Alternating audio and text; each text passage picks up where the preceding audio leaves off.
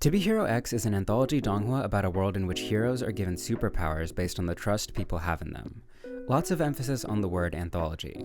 There's a total of 10 heroes that get focus arcs in the first season of To Be Hero, with each of their individual stories slowly but surely spiraling together to create the complete narrative picture of the first season. Each of these main characters all have completely unique stories, designs, and abilities that are explored through their individual arcs. And that of course begs the question, which of them is the best? So in this video, I will be giving my personal ranking of every hero in To Be Hero X. If you have any thoughts or your own list, please let me know in the comments, I'd love to read them. To start out with, let's set some ground rules on how I'll be judging the heroes. Of course, the most obvious points will go to quality of design and abilities. Each of the heroes have their own moveset which are deeply integrated with their visual style. The aesthetics really mean a lot in this world, since public opinion deeply affects an individual's power level. Of course, I care about how well each design was executed, but I also care a lot about uniqueness. There's a lot of superheroes out there in media, and any heroes in this show that are distinct from pre-existing hero archetypes win a lot of points in my book. I'll also be considering the personality of each character. How fun they are to watch, is their story interesting, do they interact well with other characters in the story? Even if I think a hero looks cool, if they're insufferable, I can't really bring myself to like them. The last criteria is a bit more unique for this list.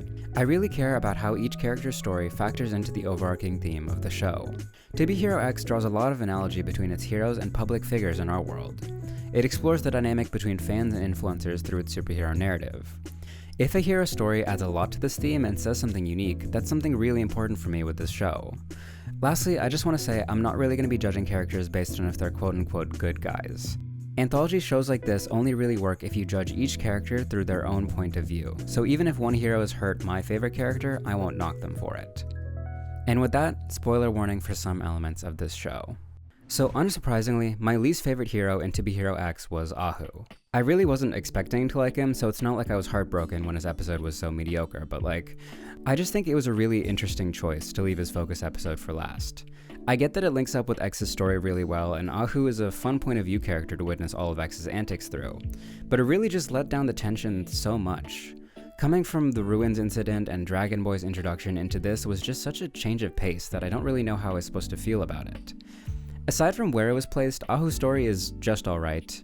It has fun tie-ins with Nice's slow deterioration, and it's a fun enough representation of how pets can rise to fame in real life. But personality-wise, we really don't get much to work with. Ahu's kinda just generally a bit grumpy and cynical, and I just don't really know how to feel about him.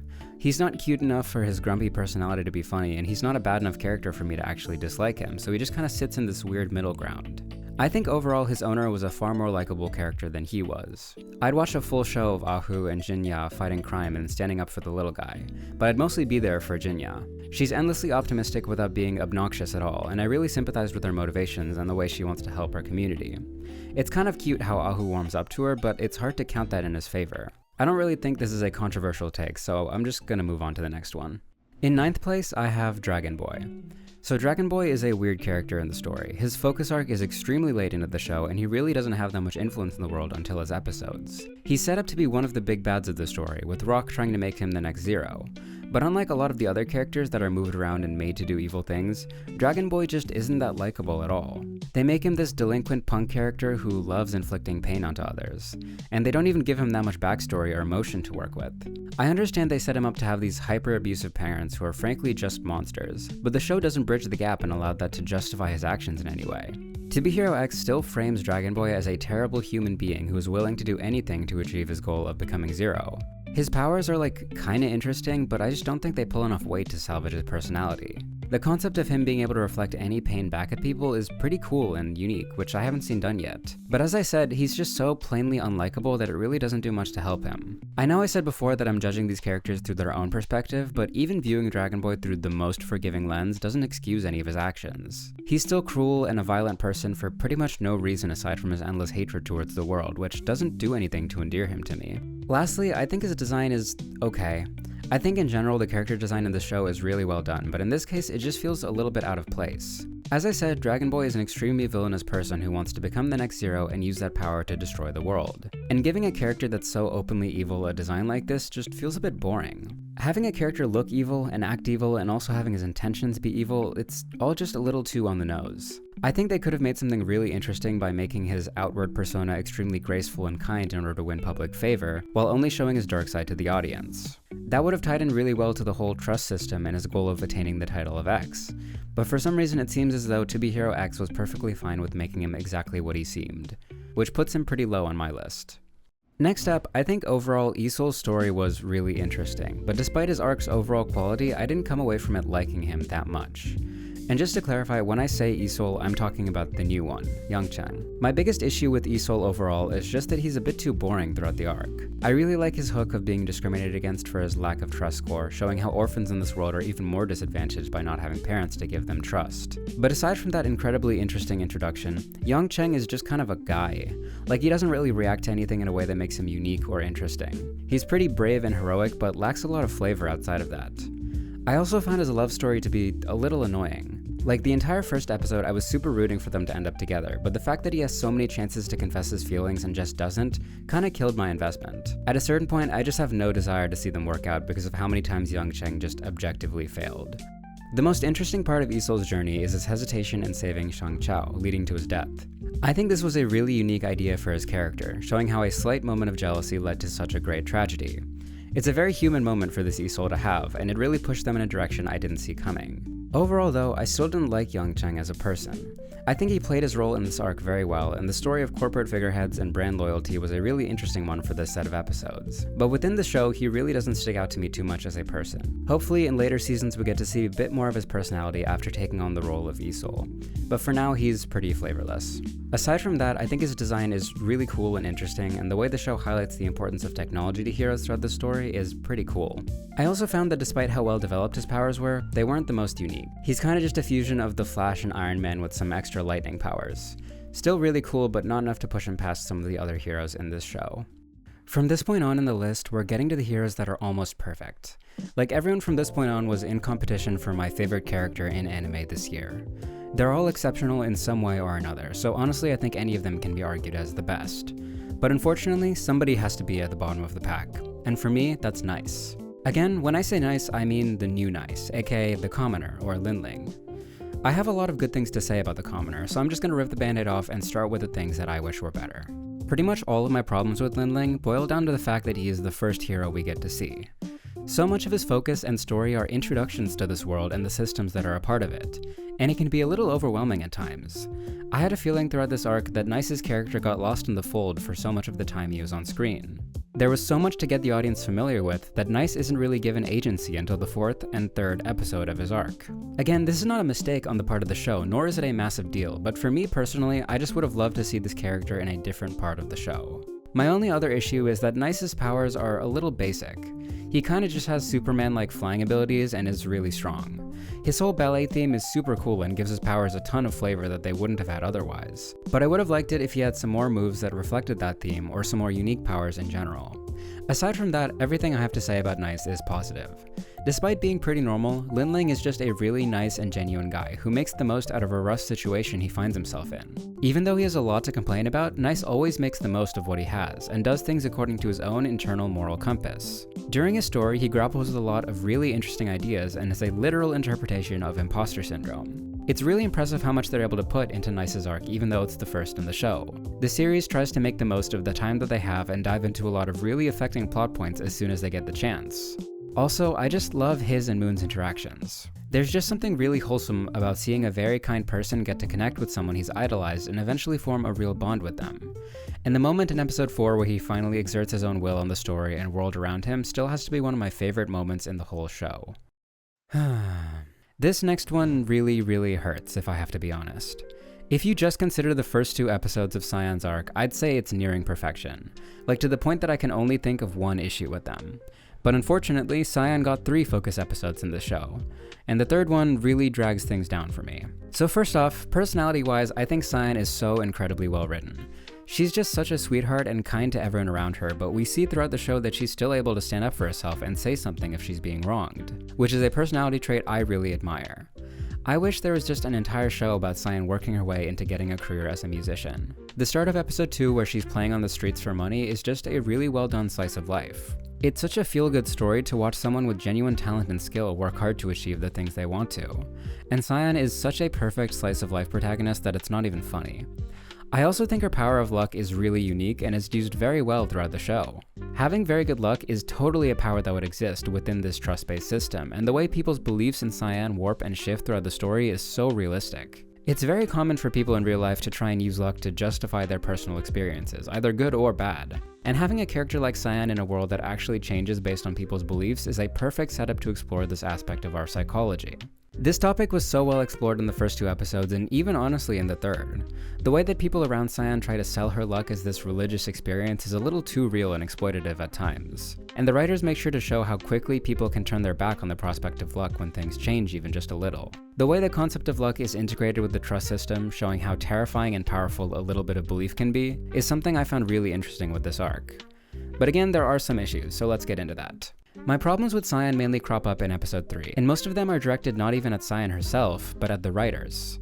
The show tries to craft this narrative about survivor's guilt, with Cyan being the sole survivor of a terrible plane crash. People start to find out about this incident and blame Cyan for the mass casualties, saying that everyone died so that she could live. However, when Cyan hears about this, she immediately denies it and says that it's stupid to blame her just for surviving a terrible tragedy. Which is true. But the issue here is that Cyan not blaming herself in any way completely ruins this as an allegory for survivor's guilt. Survivor's guilt is a terrible thing that afflicts people who manage to survive awful situations that have taken the lives of their friends or peers. But the key component here is that the guilt is purely internal. They blame themselves for surviving and wonder if it came at the cost of those around them. Having Cyan take such a healthy stance in regards to this issue is cool as a show of how mature and mentally stable Cyan is, but also kinda dismantles the survivor's guilt narrative the show wanted to take on. It's completely possible that they weren't going for a story about survivor's guilt, but if that's the case, it's still a massive missed opportunity to not tell that story. In addition to that, I think the ending is kinda dumb. So basically, Cyan has to go into this district full of people that want to kill her because they blame her for their bad luck. She goes there to find a hard drive of information needed to clear her name. So she goes into this district and finally gets her hand on the one hard drive that can save everyone and redeem her. But then she hears the voice of her old friend who she thought was dead. Now in this situation, it is almost guaranteed that this guy is also corrupted. So reasonably, you take the super valuable hard drive and escape the really dangerous place to broadcast it from a safe location. But no, instead, Cyan charges headfirst into the room this guy is in and has a confrontation with him, where she tries playing the data on a computer in the building. And obviously, since this guy is there and is corrupted into hating her, he stops her and breaks the computer. First off, even without her weapon, there is no reason for Cyan to not be able to beat this guy. He's a completely normal person with a very low trust score that just so happens to be infected with fear. However, even if he is that strong, what reason is there in any universe for Cyan to even need to fight this guy? She just wants to broadcast the data. There are infinitely easier options here. I understand that from a writing perspective, you want Cyan and her friend to be in the same room when the recording is played, because it's a super emotional moment for the two of them, but I feel like they needed to find a better justification for why she ended up doing that. Other kinda confusing stuff happens, like the computer just starts working again because it gets drenched in water, which who had the thought that spilling water on an already busted computer would do anything good, let alone fix it? But either way, this last episode was just a little disappointing in my opinion, and didn't add too much to the story except for the first few scenes and the ending. I really didn't need a big action climax from Cyan, and for them to tackle it like this just didn't feel right for this arc. But anyway, that's pretty much my only problem with Cyan. Aside from that, her design and powers are really cool, and personality-wise, she's definitely one of my favorites in the entire show. Similarly to Cyan, I pretty much only have a single issue with little Johnny. I just don't think his abilities are that interesting. I think the whole communicating with animals thing can be a really cool power, but not only is nothing done with it in this iteration, Johnny hardly seems to use it in most situations. Whenever he gets into fights or has to defend himself, he pulls out his boomerang and axe, which just feels a bit discordant with his power set. Like, he's supposed to be a tamer. I would have loved to see him use his animal-related ability to creatively overpower opponents, or just as a recon type skill. But aside from Big Johnny, there's not much his animal-related powers actually do. And speaking of which, I am considering Big Johnny as part of the equation here since he's basically glued to Little Johnny the entire story. Aside from his powers, I also think that his story in the present doesn't do all that much to forward the themes and analogy of the show. They try to pull this plot point about him being really bored since he's used as a mascot character more than anything else. But the story also doesn't let us sit in that at all. He complains about that problem and it instantly gets solved without actually saying anything about that dynamic or relationship. Neither this nor his powers are deal breakers for me in any way. They're not even necessarily bad, but they are definitely worse and less thought out than they could be, which are the only things holding Johnny back. Aside from those things, Little Johnny may be my favorite character in the show personality-wise. He's a golden retriever fox boy with an actual terrible and heartbreaking backstory, which made me probably the most emotional I felt while watching the entire show. I love how they bring him into the story as this endlessly positive and optimistic character who we basically only see as this little ball of energy and warmth. And then slowly as the story goes on, we get pieces of his backstory until eventually we get to the tour de force that is his focus episode. I know that it's kinda meant as a throwaway line, but I still remember Johnny saying that he wishes he never got to experience the joy of having parents if they were just gonna be taken away eventually. I really like the restraint that To Be Hero X displays when adding to his backstory. I'm so used to pieces of fiction that are obsessed with making characters like this and making them secretly evil. They present as being all nice and happy, and then slowly but surely they stab you in the back out of nowhere. I was honestly expecting them to do something similar with Johnny and for him to have a secret mission that would make him betray his friends. But thankfully this doesn't happen. Little Johnny does have a secret dark backstory, but it doesn't make him evil, it just makes him more complex. And his backstory fits into his current behavior and motivations in a really simple but effective way. I had a lot of trouble deciding who to put higher between Loli and Little Johnny, but I think by a very small margin, Loli managed to squeak out a victory. While on an individual level, I don't think I like Loli nearly as much as I like Little Johnny, I think overall her batting average as a hero is just a lot higher than it honestly should be. First off, her whole arc is just so perfect for this world and story. Loli is a girl who gets inspired by Queen to become a hero, but because of how she's perceived as cute, nobody takes her seriously. The entirety of her first episode where we get to see her struggles in this world where trust means everything is just so creative. The fact that when people think about her as cute, it acts as like a literal debuff is just such a well thought out piece of her story. This is a really relatable and interesting storyline for the show to try and tackle. It's such a real struggle to be put in a box based on how you look, and even if other people aren't malicious about it, the fact that they're so quick to judge based on appearances can hold you back in life. The way Loli struggles with this issue and even considers changing her appearance for the sake of being able to achieve her dreams really hit me right in the heartstrings. I resonated with her story way more than I initially thought I would, and I came away from her first episode really relating to her as a character. I even think her solution and the way she progresses through the story is well done too. Initially, she starts wearing a robot suit that she hopes will make her look strong and tough, which has a more masculine figure and silhouette. But eventually she comes to the conclusion that she can be tough and still embrace the things she likes and the person she is. And so her robot suit takes on a more feminine figure which conforms more to how she actually looks. I just can't get over how perfect of an allegory this is for this problem in the real world. Fame and success are so often more reliant on how you look rather than what you can do, and seeing someone in this world struggle with the physical manifestation of this problem was really interesting. And I think her conclusion and the way she works past this challenge are both extremely well thought out. Aside from her backstory, Loli's just a very fun character to watch. She has such a fiery personality in the way that pretty much no one else in the story has had up until now. I have a tendency to get a bit annoyed by characters like this in other pieces of media because I think some writers just don't know how to make them loud and likable at the same time. But thankfully, Loli is able to maintain that balance. She doesn't hesitate to stand up for herself or others, however she only does this in situations that actually call for it, when she herself or the people around her have been wronged. She's extremely hot-blooded at times and often gets upset at her dad for trying to sideline her and keep her safe, but she proves time and time again that she's terribly effective when given responsibility. She's saved countless lives, and you really get the sense that she could do a lot of good if she was given a bit more to work with. I really hate it in this type of dynamic when the person getting sidelined is just actually bad at their job. If that character messes up and doesn't actually help people, I hate it when the narrative pretends like they deserve a second shot.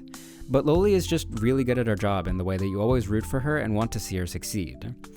Lastly, her powers are a little bit basic. She kinda just has the robot suit, but they add a lot of flavor to it by giving her a kinda delinquent theme. She has a homing baseball bat and has retained a lot of her sensibilities from when she started out as a hero. I think that despite not being the most creative in concept, they really make her abilities work in the story. Finally, breaking into the top 3 of this list, we have X himself, the namesake of the show. I think it may be a bit controversial to have X this low on the list, but honestly I think it's a miracle he made it this far. X is a character with a few extremely appealing traits that pretty much single-handedly carry him up to 3rd place. And aside from those things, there's not really much else that would win him points. The single coolest thing about X are his design and his powers. I genuinely think that this entire show is a masterclass on designing visually distinct characters, and all of that kind of stems from X and his visual identity. His entire vibe is just so on point and meshes so perfectly with his insanely creative and unique ability.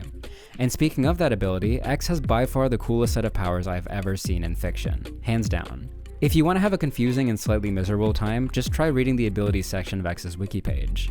The people who wrote that really tried to categorize and codify what is purely a vibes-based ability, but they did a pretty good job in fairness. I think the essence of X's powers come from his ability to shift dimensions. This can come in the form of warping the world around him into a 2D space from a 3D one and vice versa, and he can consequently use this power to do a whole lot of other nonsense. He can teleport seemingly anywhere in an instant and also uses powers of observation to let him run circles around almost any opponent. It seems likely at this point that X can even warp into a higher dimensional space, allowing him to observe the flow of time itself. All of this to say, X is extremely powerful, but in a really fun way. He dances through fights with a grace and comfort that's really fun to watch, and his reality-bending powers are depicted with a pop art-esque flair that gives them a lot of character. Overall, his abilities are just a massive selling point. Aside from that, there's nothing wrong with his personality. I think his relationship with Smile was wholesome in all of the right ways and managed to highlight some key aspects of X's character and emotions. It was a strong step into making this almost unfathomable character seem a lot more human. The issue is that there just wasn't enough time in this season to fully develop any of this stuff. I fully think that X has the capacity to be my favorite character in the whole show, but I just think at this point he hasn't been given the chance to do that.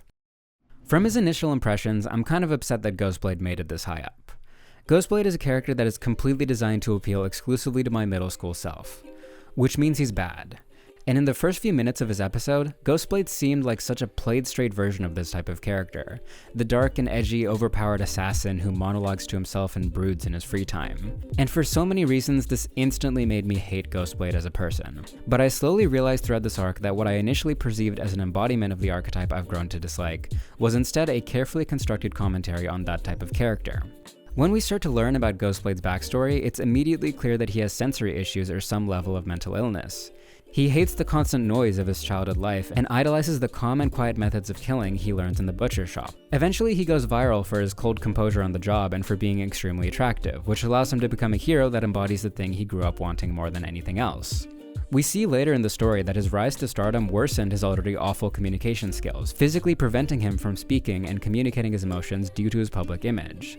This is quite possibly my favorite allegory for fame and publicity in all of To Be Hero. What we see in the story is a clear picture of how mental illness can be commoditized by the public and put on a pedestal despite all of the harm they may cause to an individual. Ghostblade is treated as this cool and mysterious figure due to the simple fact that he gets overstimulated easily and has trouble communicating his desires. This in turn enforces the idea in Ghostblade's head that his way of life is healthy because of the attention and support that the public gives him. It furthermore exacerbates his already damaging condition by tearing away the ability to break away from a silent and brooding exterior. This is such a tragic yet relatable story packaged through the lens of a super serious and self-important character like Ghostblade. If anyone has been around the internet and witnessed what fame does to public figures with any form of mental illness, you can see echoes of that within this allegory. It's the smartest case of critique against the relationship between celebrities and fans in the entire season, in a show that already has done so much with this metaphor. And the series isn't content with making Ghostblade a simple vehicle to deliver this narrative. He slowly but surely grows into himself as his own sympathetic person. The story told about his wife and daughter was actually extremely affecting. The way Ghostblade came to learn about the silent but powerful nature of love really caught me off guard. I didn't think they'd give a character like this such an emotional storyline. Ghostblade not even being able to express himself when his wife says she's leaving was tragically realistic. He's so caught up in his own trauma and the struggles of his public perception that he can't even communicate why he's acting the way he is. And even though he expresses it in some really silly ways, the love he has for his daughter is genuine and sweet. It really shows that he's trying his best in the ways that he can, and even if nobody sees it and she never knows, he'll keep trying for as long as he has to. The reason Ghostblade works is that this show juggles his two sides so perfectly.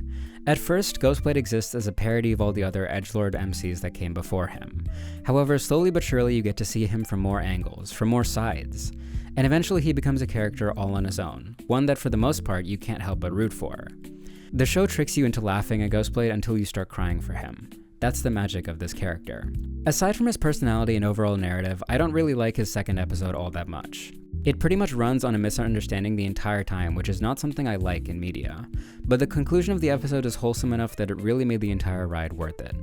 I'm still a little upset that Ghostblade ended up in second place. I feel like it says something about me as a person, but I can't deny the emotions that lie at the core of his story. And in the end, I became really charmed by how well that emotion is embodied by Ghostblade throughout his arc. So if you've been keeping count, there's only one hero left to claim first place, and that's Queen. Getting to the spot, I was kinda questioning whether Queen deserved to be here or not. I realized it felt like I had so much more to say about a lot of other heroes on this list. However, after thinking about it for a bit, I realized that the reason I didn't have as much to say about Queen is just because of how consistently well done her story is. Every element of her as a character is tuned to work so well together. And unlike all of the other heroes on this list, there's genuinely not a single thing I can point to as being wrong with her. So to start out with, her powers and design are some of the coolest I've ever seen done before. And while they don't quite make it to the level of X in terms of creativity, they get really dang close. Queen has the power of rules. She can pretty much express whatever command she wants, and whoever that ability is directed towards is compelled to physically follow that order. Of course, this isn't an all-powerful ability, as some of her rules have loopholes that can be exploited. However, she still uses her rules in some really interesting ways to defeat and restrain opponents. Coupled with that, her design is just so unbelievably cool. They give her what I can only describe as like a Valkyrie or Angel of Battle look, with gold accents on a mix between a dress and a suit of armor.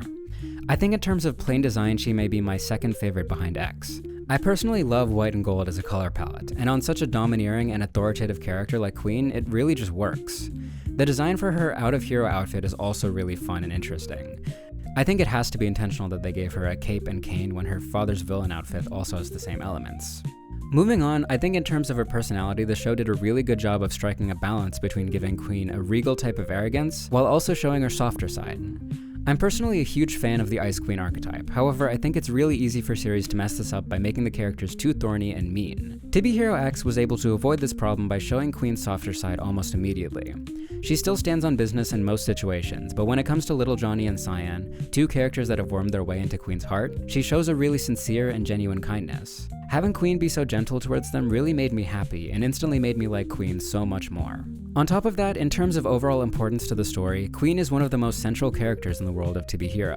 Her speech and goal of becoming X was what inspired a wave of women finding the courage to become heroes. It's also what leads to the Renaissance in which Boa finally attains the position of X. This big turning point in the hero industry is directly shown to be what inspires Loli to become a hero, as well as the impetus for Cyan having a lot of doors open for her to enter the industry. This massive change in the story and world are brought about by Queen's personal goals, which gives others like her the ability to achieve their goals as well. In general, I just found Queen to be an extremely likable character. Her interactions with Cyan especially are just so sweet and wholesome to me. They have such an earnest friendship that allows them to both help each other out, and it really speaks to both of their characters in a way that makes them both extremely easy to root for. I may not have had one massive standout moment or thing that led me to favor Queen over every other hero on this list, but I can't point to a single part of her narrative which is lacking. And honestly, that overall level of quality is something that deserves recognition, which is why she's my favorite hero in To Be Hero X. Thank you so much for watching. If you guys have your own rankings or thoughts on these heroes, I'd love to read them in the comments below. The wide cast of the show makes it very easy for people to fall in love with whichever character speaks to them the most, so I'm almost certain everyone will have their own lists that are very different from mine. But honestly, with how good the show is, I don't think there's any wrong answer as to who is the best. Just make sure to keep it respectful. Everyone has their own tastes, and there's nothing wrong with that. Thank you so much for watching.